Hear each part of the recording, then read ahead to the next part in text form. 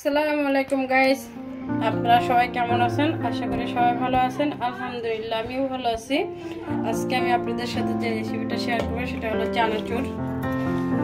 চানাচুর তো অনেক কিনে খাই, বাট একবার বাসায় বানাই খেয়ে দেখি কেমন লাগে। সো আমি এখানে নিয়েছি বেসন, দিয়ে দিলাম স্বাদ মতো লবণ, দিয়ে দেবো একটু হলুদের গুঁড়া, এটা শুধু কালারটা আসার জন্য।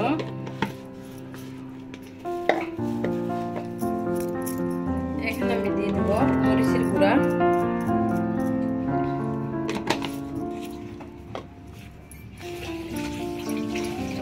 আর দিব আমি একটু ইনো। ইনো তো আপনারা সবাই চিনেন, এটা হলো আসলে ফুলা ইনোটা অনেক। এই যে দেখেন ইনো, এটা আমি একটু দিয়ে দিলাম, অল্প একটু নিয়ে নিলাম। এবার আমি দিয়ে দেবো পানি।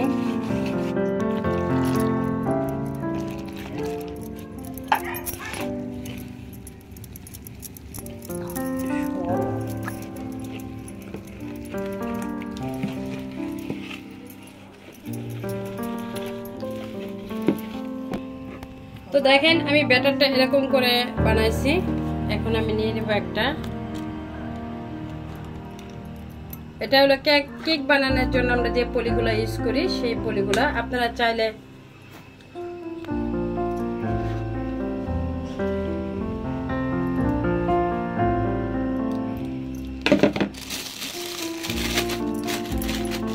এটা দিয়ে ভালো হয়।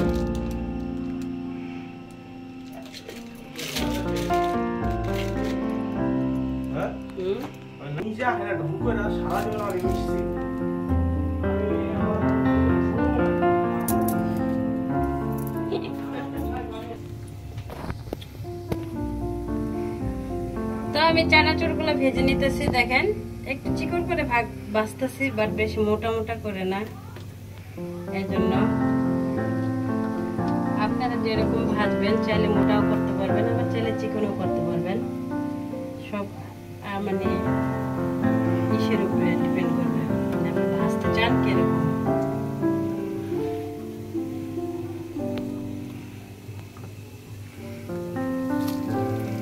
এটাকে আমি আগে ভেজে নিই, তারপরে আবার চানাচুরগুলো ভেজে নিলাম এইভাবে। আসলে দোকানের চানাচুর তো আমরা সবসময় কিনে খাই, বাসায় মাঝে মাঝে যদি এইভাবে আমরা বানাই খাই, দেখবেন এটা কিন্তু অনেক স্বাদ লাগে, অনেক মজা, অনেক মশমশা হয়েছে। কিন্তু এভাবে ভেজে নিতে পারেন। চানাচুর বানান কিন্তু খুব একটা কঠিন কিছু না, একবারে ইজি।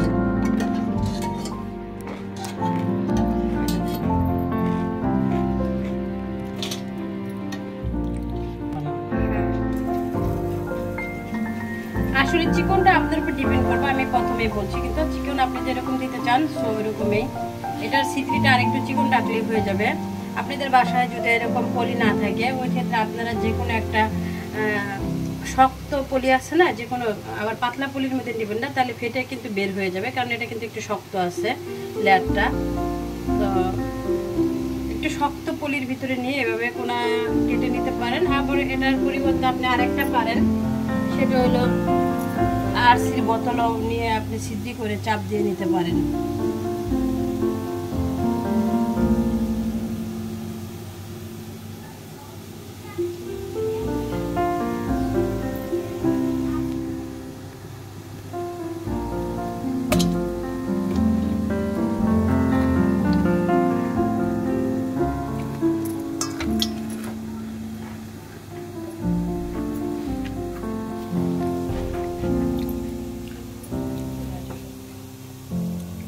সময় আবার দেখা দিচ্ছি।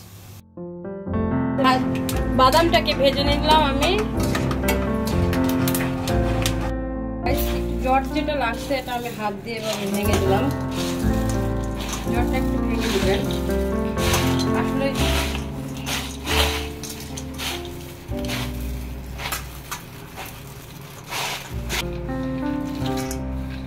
আমি আর কিছু চানাচুর বাদাম রেখে দিলাম এটাকে ডেকোরেশন করার জন্য। আর যেটা দিয়ে দেবে একটু টেস্টি সল্ট, যেটা না দিলে আসলে চানাচুর মজা লাগে না, সেজন্য দিয়ে দিলাম।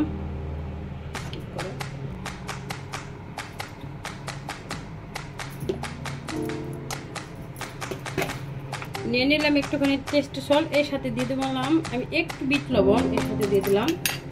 তো দুইটাকে আমি একসাথে মিশিয়ে নিব।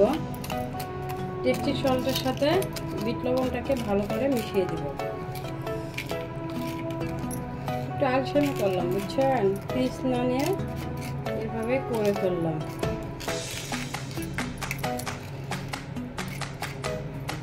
তো এবার দিয়ে দেবো আমি লবণটা একটু দিয়ে দেবো। এবার এভাবে বিট লবণ আর টেস্টি সল্টটা মিশিয়ে দিলাম।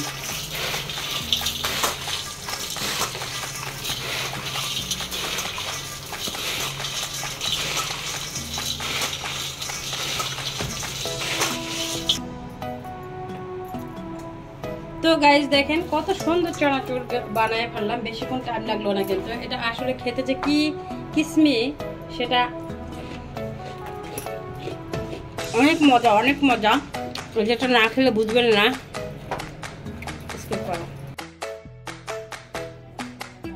থেতলে দিছি, রসুনটা দিলে চানাচুরের মাঝে কামড় লাগলে অনেক ভালো লাগে, এটার স্মেলটা, এই জন্য আমি দিছি। আপনারা পছন্দ করলে দিবেন, না হলে স্কিপ করবেন। এই যে আমাদের চানাচুরগুলো ভাজা হয়ে গেছে।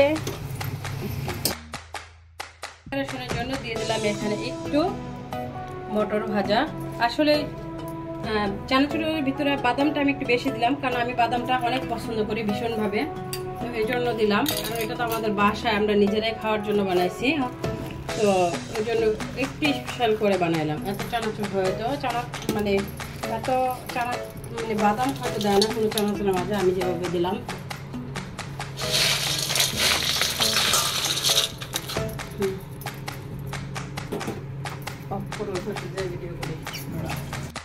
এটা যখন আপনারা একবার হলো বাসায় বানিয়ে খাবেন, খেলে বুঝতে পারবেন এটা আসলে কতটা অসম্ভব মজা হয়।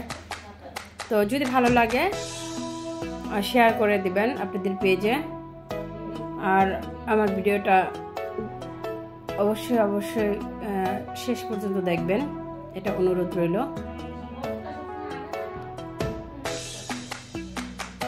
তো আমার জন্য দোয়া করবেন, আমি আপনাদের সকলের জন্য দোয়া করি। ভালো থাকবেন, আল্লাহ হাফেজ।